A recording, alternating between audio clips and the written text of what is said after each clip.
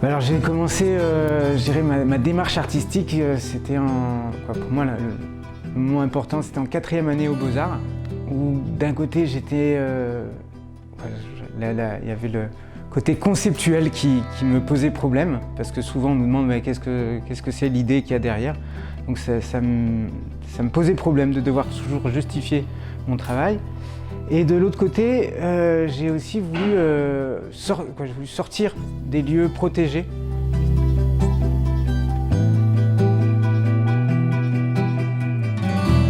La même chose dans un autre contexte, et on n'en a un peu rien à faire. Mais moi j'avais envie que, quel que soit le contexte, ce que je proposais puisse poser question.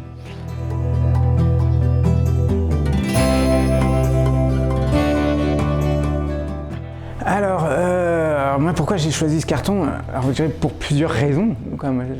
Déjà, comme je disais tout à l'heure, c'est que le carton, c'est un peu le symbole du faux. Hein, c'est-à-dire que on dit quelque chose qui est en carton-pâte, c'est quelque chose qui est que l'extérieur.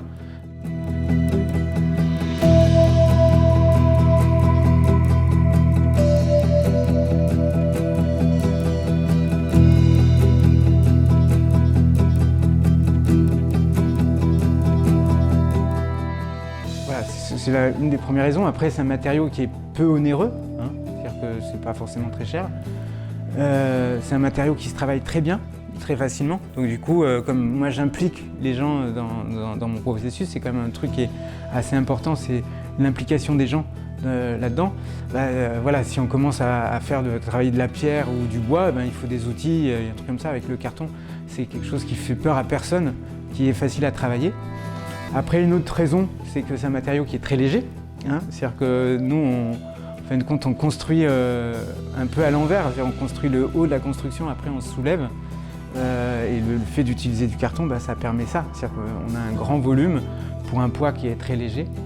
Après, c'est un matériau qui se recycle énormément. C'est un des trucs qui est le plus recyclé, en tout cas. Donc du coup, c'est un impact carbone qui n'est pas énorme. C'est-à-dire qu'on utilise du carton, dont une grande partie est recyclée, déjà pas mal de papier recyclé dedans. Et après, ça redonne du carton. Donc du coup, en fin de compte, on utilise un matériau pendant un temps, mais voilà, c'est pas trop du gâchis.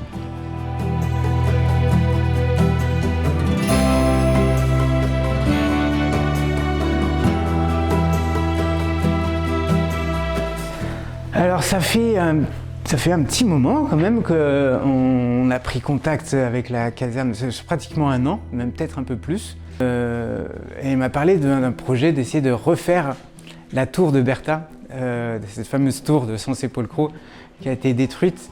Donc le projet initial, c'était de reproduire cette tour.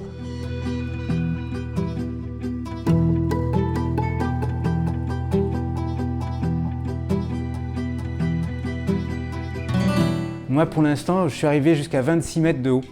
Alors 26 mètres de haut en carton, c'est immense quand même. Ça fait à peu près 8 étages. Hein. Si on prend des étages de 3 mètres, ça fait 8 étages. Donc c'est déjà immense.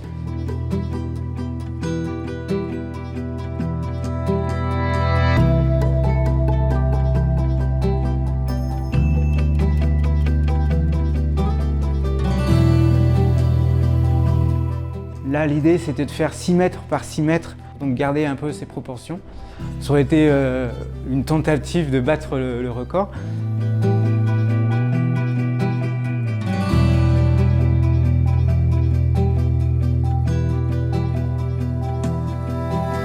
va faire le projet comme à l'original, mais il y avait quand même l'envie de faire quelque chose ensemble. Donc du coup, ils m'ont proposé de faire quelque chose à la caserma. Alors au début, c'était en intérieur. Moi, ça me faisait un peu bizarre parce que la dimension monumentale est quand même importante dans mon travail, l'échelle. Et alors voilà, comme on ne pouvait pas faire trop ce côté monumental, et que dans mon travail, il y a du monumental et du participatif, je me dis, on va essayer d'appuyer plus sur le côté participatif. Et du coup, de se dire, comment on peut impliquer les gens aussi dans la conception du projet. Donc c'est pour ça qu'il y a un peu la deuxième partie de ce projet.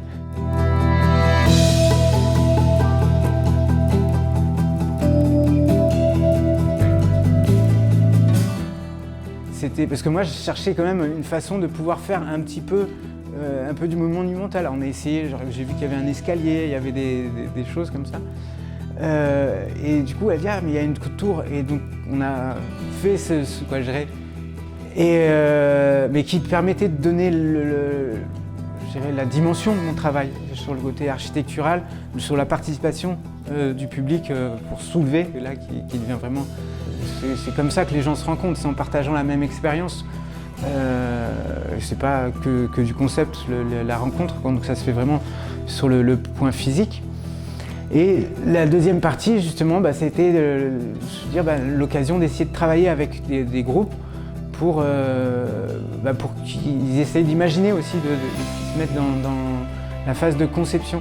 Alors je trouve que ça s'est pas trop mal passé, que ça soit dans ce sens-là, parce que c'est la première fois que j'implique les gens autant, on va dire, mais presque plus au début, pour choisir qu'est-ce qu'on pouvait faire et tout. Puis la plupart du temps, les gens, ils n'ont aucune conscience du travail. Et donc du coup, alors c'est pas nous qui faisions ça, c'était les gens qui nous accueillaient, ils faisaient des petites séances avec des gens pour que les gens fassent des dessins de ce qu'ils ont envie de faire et tout. Et du coup, c'est rarement très utilisable parce que les gens n'ont aucune conscience de ce qu'on fait vraiment. Alors que là, ils ont eu cette expérience. Du coup, peut-être plus facilement des idées après coup. Après, on était là aussi pour les guider un peu dans tous ces chemins. Donc voilà, je trouve que le fait d'avoir fait une construction tous ensemble et puis après essayer voilà, les inviter là-dedans, voilà, je pense qu'il y a un truc qui est assez intéressant. Après, le but, c'est pas qu'ils deviennent des pros de construction en carton, hein, mais je pense que c'est plus qu'ils suivent ce que c'est un processus artistique et de voir, voilà, je dirais, si les gens après ça ils font des constructions en carton, ils n'ont pas compris grand-chose. Je pense que ce qui est important, c'est de voir comment un projet se construit, en fin de compte, du début à la fin. Et je dirais pour certains, j'ai l'impression que, en tout cas, ça a allumé des petites lumières et ça, c'est chouette. Voilà.